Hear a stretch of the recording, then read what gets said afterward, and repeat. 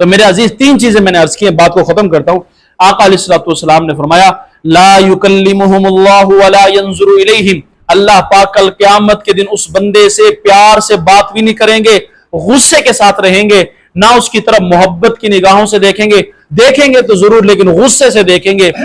اور ولا یزکیہم، تیسرا عذاب اللہ پاک اس کو گناہوں سے پاک نہیں کریں گے، یعنی اس کا تزکیہ نہیں کریں گے۔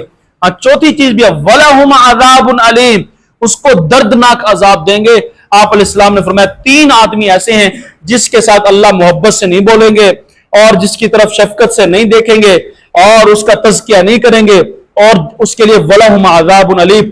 دردناک عذاب ہے۔ ابو ذر غفاری رضی اللہ تعالیٰ عنہ نے پوچھا کہ یا رسول اللہ صلی اللہ علیہ وآلہ وسلم، وہ تین شخص کون ہیں کہ کل قیامت کے دن ان کے لیے دردناک عذاب بھی ہے، اللہ محبت کی نگاہوں سے نہیں دیکھیں گے، اللہ جل شانہ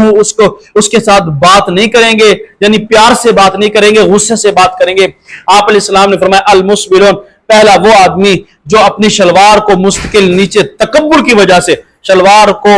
یا لنگی کو، اپنی شلوار لنگی کو ٹخنوں سے نیچے رکھتا ہے تکبر کی وجہ سے۔ آپ علیہ السلام نے فرمایا کہ اللہ پاک اس کی طرف محبت کی نگاہوں سے بھی نہیں دیکھیں، وَلَهُمْ عَذَابٌ عَلِيمٌ، اور اس کے لیے دردناک عذاب۔ دوسرا احسان جتانے والا، کسی نے احسان کر دیا اور احسان کرنے کے بعد اس کو جگہ جگہ پر محفل میں، علاقے میں بار بار اس کو جتاتا ہے کہ میں نے تیرے لیے فلاں کام کیا ہے۔ آپ علیہ السلام نے فرمایا اگر نیکی کی ہے، خیر کی ہے، احسان کیا ہے، اگر اس نے کل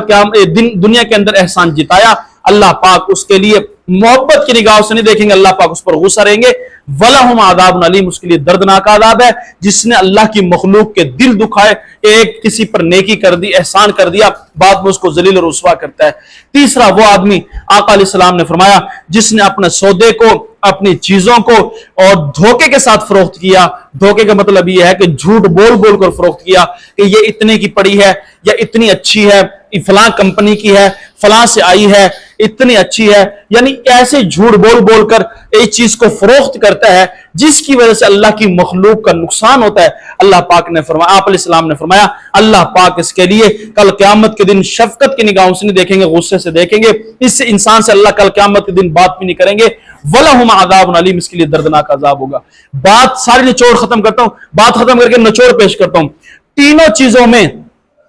چیزوں میں یہ سارا مخلوق کے نقصان کی وجہ سے اللہ پاک عذاب دے رہے ہیں۔ دیکھو بھی، تکبر سے کسی نے شلوار لٹکائی ہے تو دنیا والے اسے صحیح بول نہیں سکیں گے، آئی سمجھ، اور دنیا